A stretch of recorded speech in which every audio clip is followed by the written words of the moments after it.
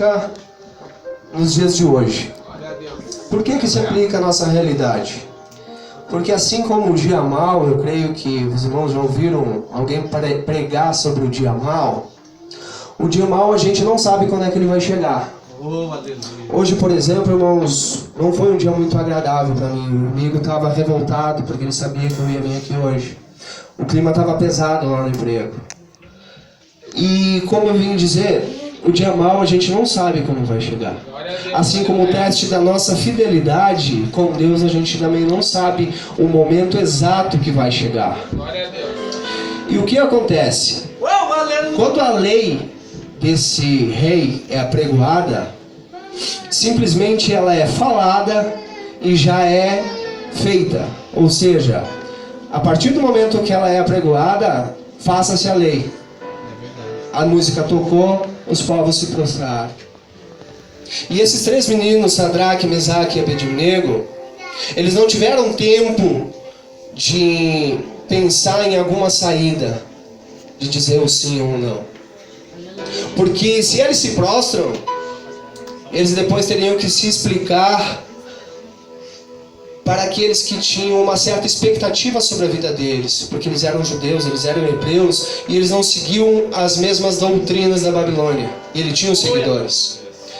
Se eles não se prostram, eles tinham que se entender com o rei, que foi exatamente o que aconteceu.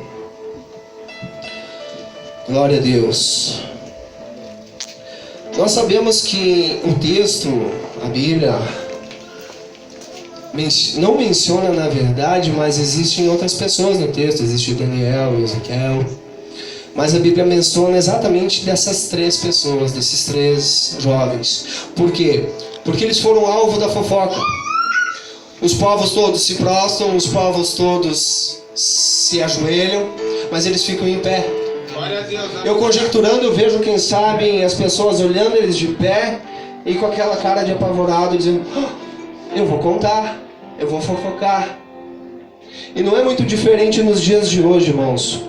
Quando nós somos fiéis, quando nós somos o povo de Deus fiel, nós somos alvo de uma força demoníaca que vem tentar nos afetar, que não aceita a nossa fidelidade de Deus. Todos os dias, meu irmão, ou praticamente todos os dias, eu sou questionado sobre muitas coisas. Sobre homossexualismo, sobre aborto, sobre pena de morte. Mas uma coisa eu sei, eu tenho a minha convicção, eu tenho o meu caráter e a minha opinião que vem da Bíblia. E não é porque o tempo mudou, porque a vida mudou, que eu vou mudar a minha opinião. Porque até 2019 anos atrás, a teologia estava certa. Mas parece que hoje a teologia está errada. Parece que hoje nós somos, a nação crente, parece que é errado. Por quê? Porque a gente é contra os homossexuais. Nós não somos contra os homossexuais, nós somos contra o pecado ao qual eles cometem. Amém, irmãos? Estão entendendo? Eu sou contra o aborto, sim, porque é uma vida que está sendo gerada por Deus. Só que as pessoas não entendem, as pessoas dizem: não, isso está errado, tu não pode ser assim, o teu conceito está errado, está ultrapassado. Não me importa, irmãos, eu não vou mudar a minha opinião se a opinião de outro mudou. Irmãos, eu tenho assim, uma expectativa, uma vontade que essa geração de hoje venha ser diferente, venha realmente ser segundo o coração de Deus, que nós realmente venhamos, Pai amado, a fazer a vontade de Deus, a vontade que está na Bíblia, e não venhamos a nos preocupar com o mundo. Porque querendo ou não, como diz na Bíblia, esse mundo aqui é um lugar onde nós estamos de passagem. Nós somos peregrinos, o nosso lugar é na região celeste. Glória a Deus, aleluia. E é muito difícil, irmãos, nós nos posicionarmos. Quando a gente se posiciona no meio de uma multidão, no meio de outras pessoas que não têm a mesma opinião que a gente, nós somos alvos de críticas. O que acontece? Quem se posiciona contra, anda com quem é contra. Quem se posiciona a favor, anda com quem é a favor. Quem se posiciona através da Bíblia, usa a Bíblia. Mas existem aquelas pessoas que ficam alheias às posições, tipo, elas ficam em cima do muro, vocês me entendem? Que, por exemplo, assim, quem olha de longe, existe um meio termo entre estar prostrado, de joelhos, e estar em pé.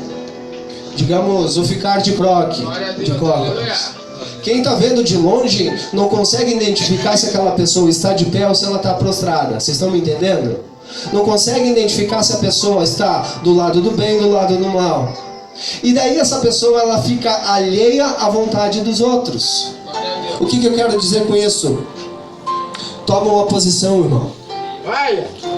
Tu tá aqui pela misericórdia de Deus. Se não fosse a misericórdia de Deus, se Deus quisesse fazer assim, nós não estaríamos aqui. Irmãos, é tempo de agradecer a Deus na nossa vida. É tempo de mostrar para Deus que nós somos gratos e que nós queremos realmente ser salvo. Não brincar de ser crente, irmãos. Não falar uma coisa e fazer outra. O que eu faço aqui, irmãos, eu tenho que fazer na minha casa. O que eu mostro que eu sou aqui, eu tenho que mostrar no meu emprego. Eu tenho que falar de Jesus. Eu tenho que falar que Jesus salva. Eu tenho que falar que Ele morreu na cruz por mim, por ti, pelos nossos pecados. Amém, irmãos? Glória a Deus, aleluia. Glória de Deus. Irmãos, a Bíblia nos diz que se nós fizéssemos o que o mundo gosta, o mundo nos amaria. Mas o porquê nós não fazemos o que o mundo não gosta, nós somos vilipendiados, nós somos escurachados, nós somos surrados, porque nós queremos ter uma identidade diferente da identidade do mundo. Como disse o louvor que as meninas cantaram, a minha identidade é segundo a vontade de Deus, segundo o coração de Deus. Glória a Deus. Meus irmãos, naquele momento que eles são provados, é um momento de crise.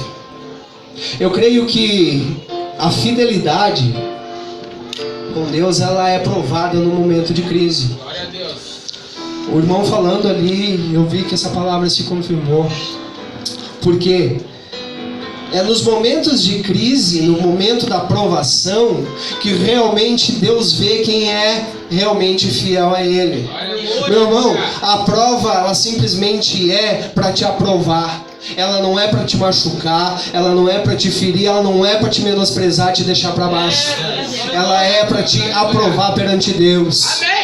Todos aqui já estudaram, os meninos ainda estudam, as meninas. O que acontece? No momento da prova, o professor ele está nos provando para ver se depois nós podemos ser aprovados e trocar, passar de ano e coisa e tal. Aleluia. E muitas das vezes, irmãos, ou melhor, em todas as vezes, na prova, o nosso professor fica em silêncio. Então, se Deus não está falando contigo, irmão, aguarda, que Ele está te provando para depois te aprovar. Aleluia! Glória a Deus! E como eu disse, irmãos, eu creio numa geração que não muda os seus conceitos, que não muda o seu conceito, porque o conceito do mundo mudou. Glória a Deus. Aleluia. Eu vejo nesses meninos pessoas fiéis, porque no momento que a música tocou, que a trombeta tocou, eles sabiam quem eles eram, eles sabiam em quem eles criam, e eles não se prostraram. E o que acontece? Eles foram alvo de fofoca, como eu disse, e foram levados até o rei. E chegando no rei, eu creio, meus irmãos, conjecturando que seria a hora de dar para trás. Como diz na rua, seria a hora de arregar, de ter medo. Por quê? Vamos pensar assim, eles chegam no rei, o rei fala para eles assim: bom, talvez vocês não entenderam, talvez vocês não escutaram o que o arauto pregou, Quando eu tocar a música, vocês se prostram. Eu sou o rei, eu sou o Deus aqui.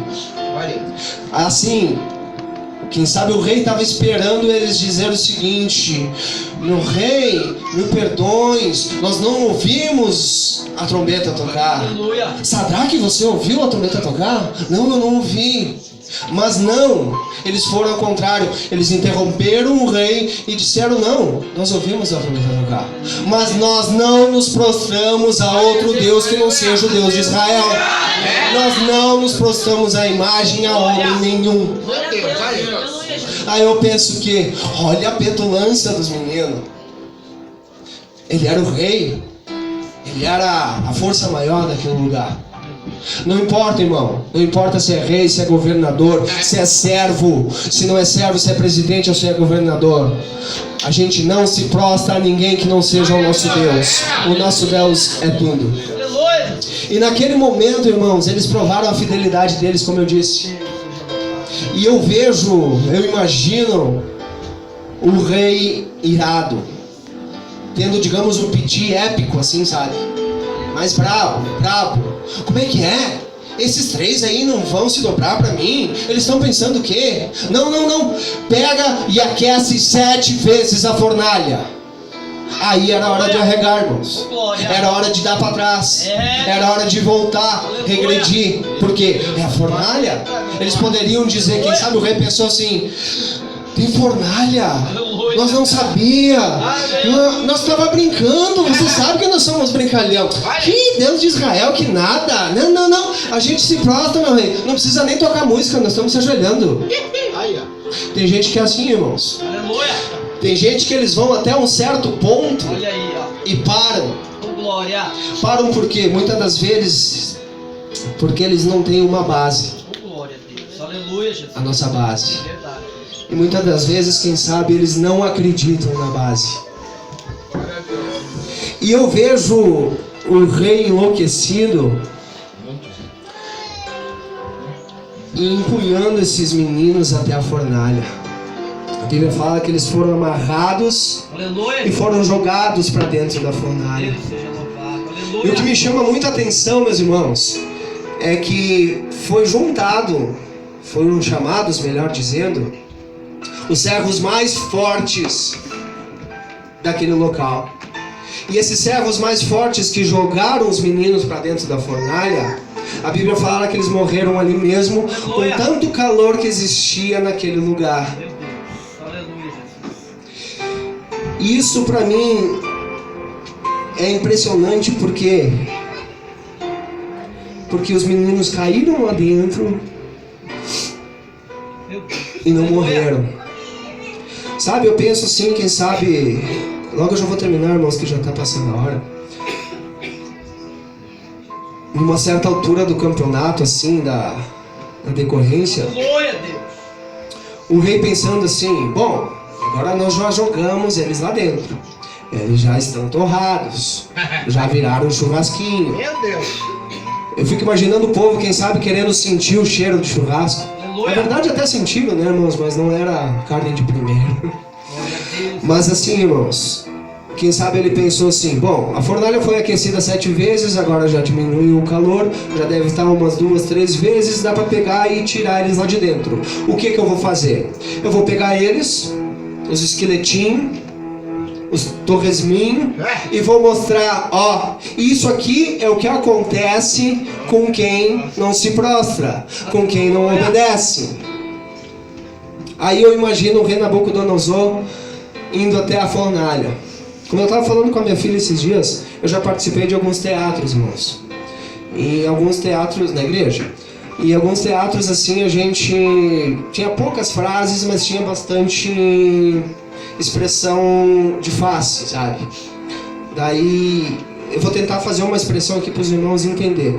Pelo menos os irmãos me ajudem que estão entendendo, por favor, né? Não me deixe passar vergonha. Imagine assim o rei Nabucodonosor chegando na fornalha.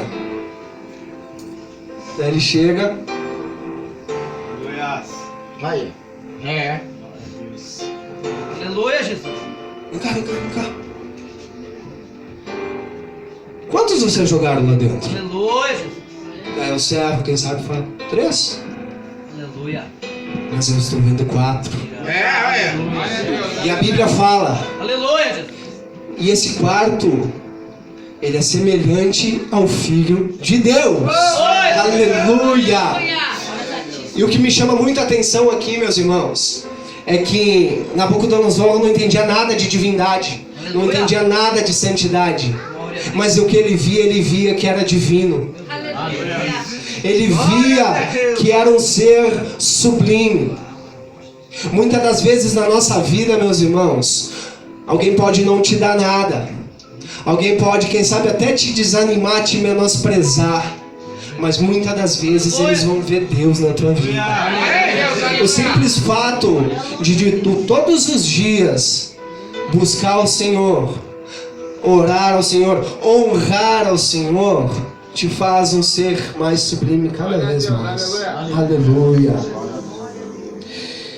E o que acontece? A Bíblia fala que ele chama os meninos para fora. Se eu estivesse no lugar dos meninos, dentro da fornalha, eu ia fazer assim. Eu vim pegar. Eu estou dentro da fornalha, que eu vento entrar aqui. Mas não, eles obedeceram e saíram. E a Bíblia fala que o rei chegou neles e cheirou eles. E eles não tinham nem cheiro de fogo. Aleluia, Jesus. Glória a Deus, aleluia. E eu penso o seguinte, o rei fala assim, nós devemos honrar esses meninos, Aleluia. porque eles são realmente servos do único Deus. Aleluia. Eu vou dar um entre parênteses antes de terminar, irmãos, essa frase. A Bíblia fala que os meninos dizem o seguinte: pode me jogar dentro da fornalha, eu sirvo o único Deus que salva. E se ele não quiser me salvar, Aleluia. nós não vamos nos prostrar a ti, porque ele é o nosso Deus. Glória a Deus. Glória a Deus. Lembra do hino, irmãos? Se Deus quiser, ele é Deus. Se ele não quiser, ele continua sendo Deus. E o rei fala: vamos honrar esses meninos, porque realmente eles são filhos do único Deus que salva.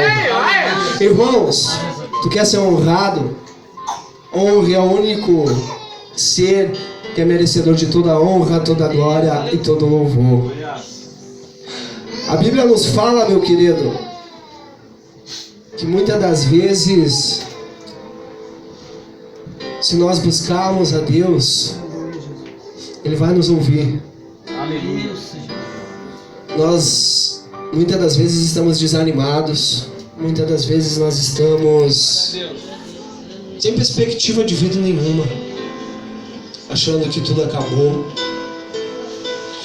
E hoje em dia, eu vos falo com toda a convicção que se não fosse Deus na minha vida, irmãos, eu já estaria morto. Mas não morto espiritualmente, como muitas pessoas falam, morto literalmente, irmãos. Outrora na minha vida, como disse o irmão, na época das trevas, quando ele me conheceu, quando o irmão Henrique, né, me conheceu, nós éramos vizinhos, eu vivia numa vida totalmente desregrada, irmãos. Eu fui escravo das drogas. Hoje quem me vê nem sequer imagina o que eu passei. Por quase 20 anos da minha vida, irmãos, eu fui dependente de crack. E por mais incrível que seja, ó, eu tenho todos os dentes na boca. Geralmente um usuário não tem. Irmãos, eu comi do lixo. Eu dormi na calçada. Eu fiz muitas vezes aquela menina chorar, minha mãe chorar. Mas para a honra e glória do Senhor Jesus, hoje eu estou liberto. Faz quase 3 anos que eu estou sóbrio, irmãos. Há mais de 3 anos atrás, teve uma certa ocasião que eu estava vindo no carro conversando com o irmão Alexandre. Nós nos encontramos na rua. Ele estava vindo com um irmão acho que era daqui, quem sabe até, não sei, de um culto, e faltou gasolina. E eles não sabiam onde arrumar gasolina naquela hora, já era tarde da noite. Eu sabia um posto, o único posto 24 horas que estava aberto.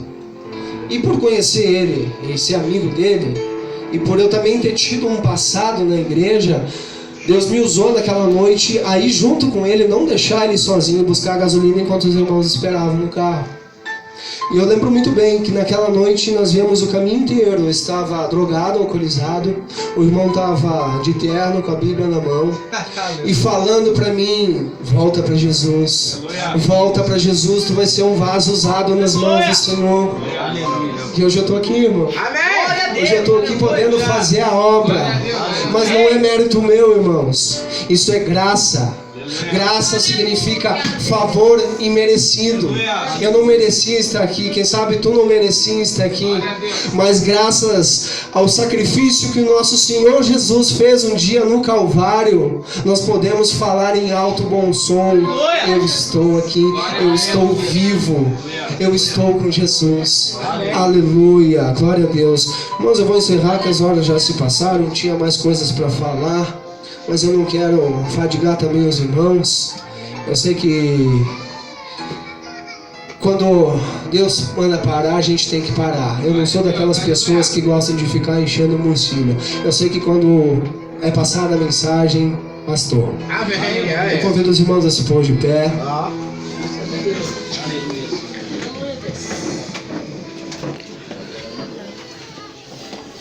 Meus irmãos, eu percebi que existem alguns que estão visitando hoje aqui.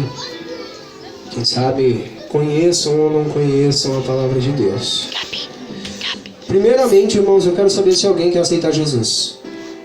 Se alguém quer entregar a sua vida para o único Salvador de verdade. Como um dia eu entreguei a minha vida para Jesus, eu voltei para os caminhos de Jesus e hoje eu estou aqui. Irmão, quem sabe pode estar com vergonha, mas não tenha vergonha. Não tenha vergonha, porque Jesus está voltando, irmãos. E a salvação é individual. Ninguém vai te salvar. Se tu não buscar a salvação, tu não vai conseguir ser salvo. Tem alguém para Jesus aqui? Se não, tem alguém precisando de oração, querendo uma oração especial, uma enfermidade, alguém que queira se reconciliar, que queira voltar para os caminhos de Jesus? Se tiver alguém, irmãos, dê um passo aqui na frente. Dê um passo de fé aqui na frente. Irmãos, eu não sou muito de insistir, mas assim, eu creio que existe alguém aqui nessa noite que está precisando muito de Deus. Eu creio, eu sinto que tem alguém aqui nessa noite que quer entregar a sua vida para Jesus e que precisa fazer parte do corpo de Cristo. Aleluia, aleluia.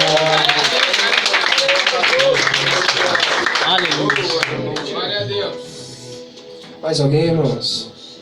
Vamos orar. Chega mais perto, por favor.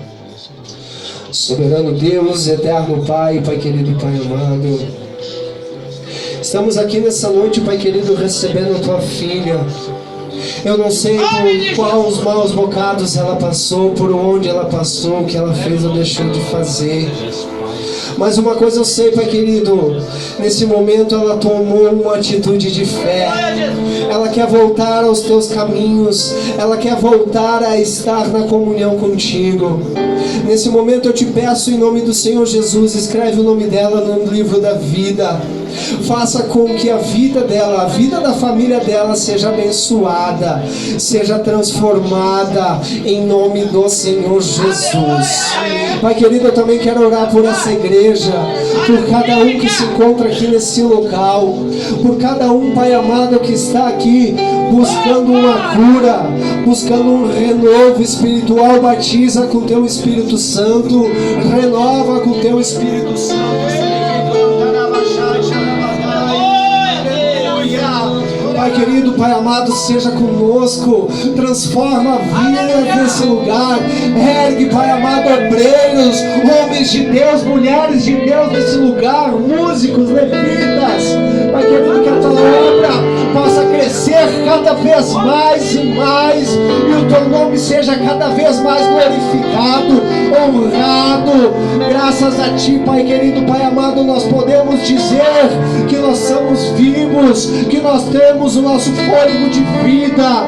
Abençoa, Pai querido, a cada família, a cada criança, a cada servo nesta noite. Abençoa o pastor, os dirigentes, a cada membro, Pai amado. Nos protege também, Pai querido, na nossa volta para casa. Abençoa o nosso início de semana. E, Pai querido, mais uma vez eu te peço, como diz alguns pregadores, eu vou enfatizar com isso: se eu ainda tiver algum crédito contigo, Pai amado, lá no céu, derruba todo e qualquer empecilho por terra que possa impedir alguém aqui de chegar a Ti. Muito obrigado, Pai querido, é o que eu te peço, eu te agradeço em nome do Senhor Jesus. Amém.